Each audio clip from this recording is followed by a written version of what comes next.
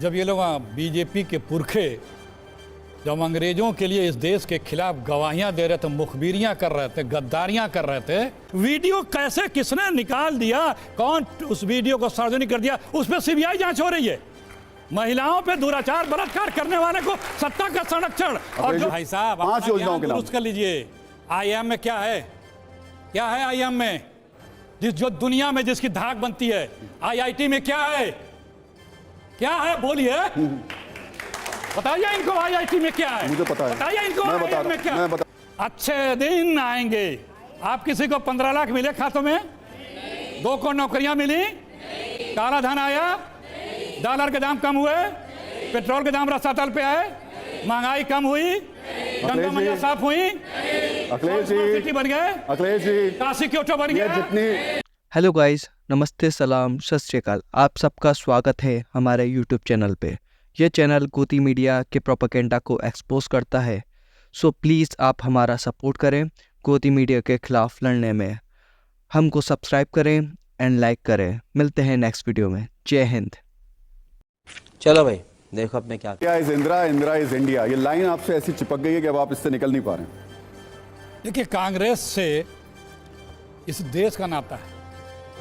जब ये लोग बीजेपी के पुरखे जब अंग्रेजों के लिए इस देश के खिलाफ गवाहियां दे रहे थे, मुखबिरियां कर रहे थे, गद्दारियां कर रहे थे, तब कांग्रेस के नेतृत्व में और पूरा हिंदुस्तान एक्सेप्ट बीजेपी आरएसएस के लोग इस देश के लिए शहीद हो रहे थे, जेल काट रहे थे, मुकदमे झेल रहे थे। इसलिए आपने मान लिया कि कांग्रेस के नेता इंडिया है। पूरा सेंटेंस पूरा, ये चुप है। सवाल पे आ जाइए फिर आप, सेंटेंस तो कंप्लीट होने दें। तो ये इंडिया का और कांग्रेस का ये नाता है, ये पवित्र रिश्ता है, और ये किसी नाम से पुकारें, इनकी बौखलाहट है। क्योंकि इनसे जो भी असहमत हुआ, देखिए तानाशाह की एक पहचान होती है कि अगर आप उससे प्रश्न कर दिए या उसके सामने मुस्कुरा दिए तो वो आपको राष्ट्रद्रोही मानता है, देश विरोधी मानता है। जितने लोगों ने इस देश में इस सरकार से प्रश्न किया, चाहे वो किसान हो, चाहे नौजवान हो, चाहे पत्रकार हो, चाहे साहित्यकार हो, चाहे राजनीतिक दल हो, तो जो भी हो, असहमत हुए, मत भिन्न हुए, प्रश्न कर दिया, वो सब गद्दार है, पाकिस्तानी है, आतंकी है, नक्सल है, चीनी है, अरबन है, इन सब चीज़ों से नवाजा जाता, खूब नवाजा जाता है। और शीर्ष से लेकर के नख तक का इनका पूरा काडर इस तरह से भाषाओं से नवाजता रहता है। ये बड़ी अच्छी बात कही आप। सवाल के जवाब पे आ जाइए। Indira is India, India is Indira.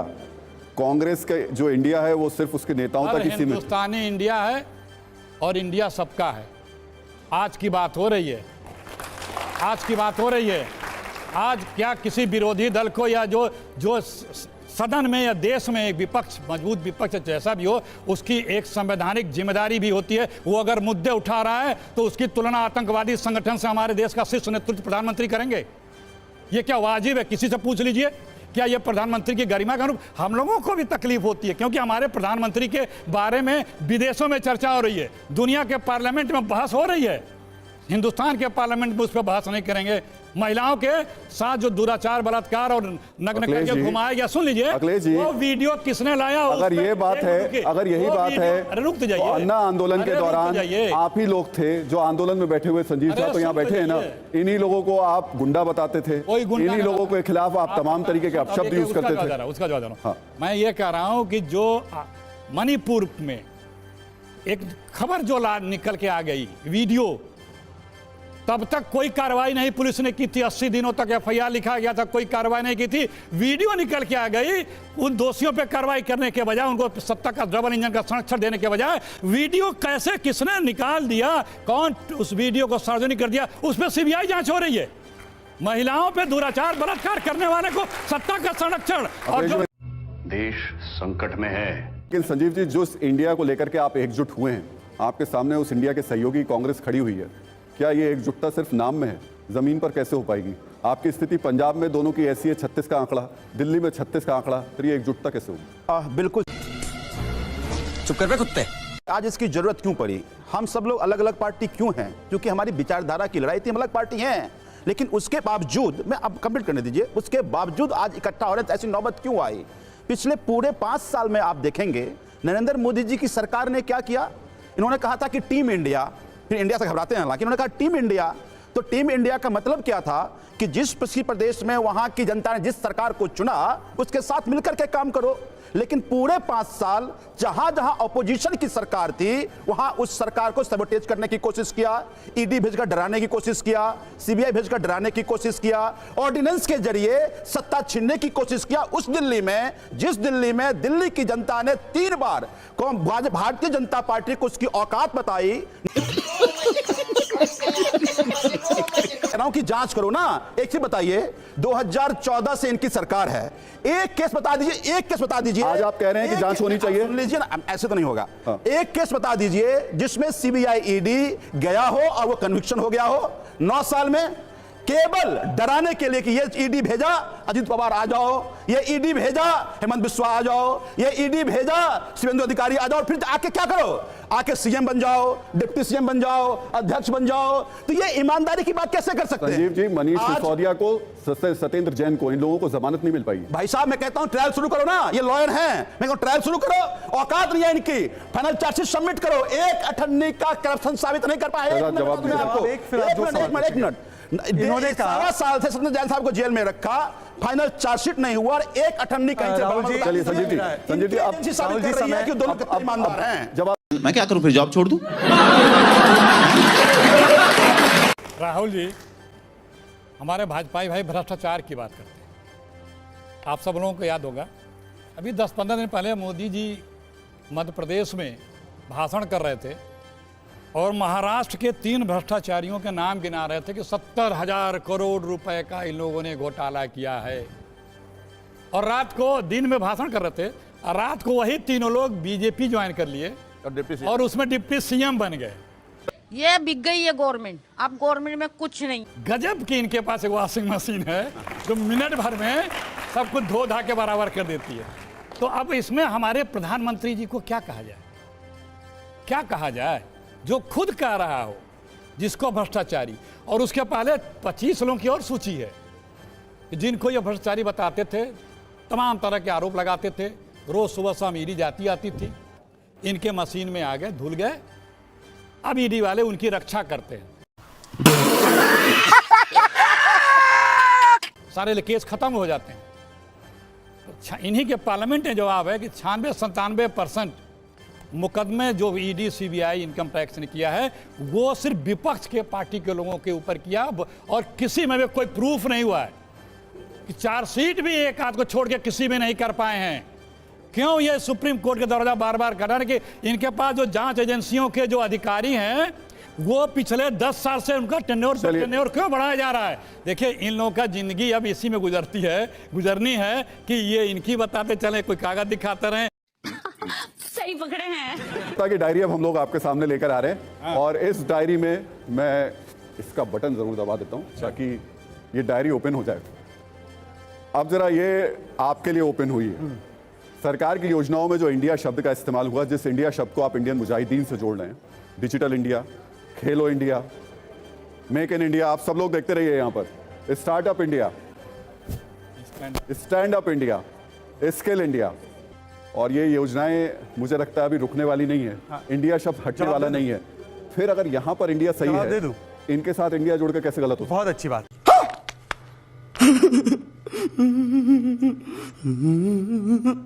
आपने करीब इतने नाम गिनाए कि कांग्रेस ने इतनी योजनाएं शुरू की हैं, इसके लिए आपको धन्यवाद।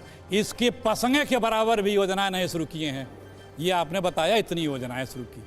दूसरी बात, इन लोगों ने जंग आज़ादी में, कुछ लोग इसमें 10-10, 12-12 साल जेल काटे हैं, देश की सेवा की है, और बाकी लोग शहीद हुए हैं। क्या हम जिसके लिए ये गवाहियां देते थे, आज जिनके यहाँ बिना बुलाए बिरयानी खाने जाते थे, उन पाकिस्तानियों 70 साल का शासन, 1 मिनट, 5 योजनाओं के नाम बताइए जिसमें इंडिया आपने इस्तेमाल किया। तेरा तो गेम बजाना। भाई साहब, 5 योजनाओं के नाम दुरुस्त कर लीजिए। IIM में क्या है, क्या है IIM में, जो दुनिया में जिसकी धाक बनती है? IIT में क्या है, क्या है, बोलिए, बताइए इनको IIT में क्या है। मुझे पता है, बताइए इनको मैं बता IIM में क्या मैं है। बता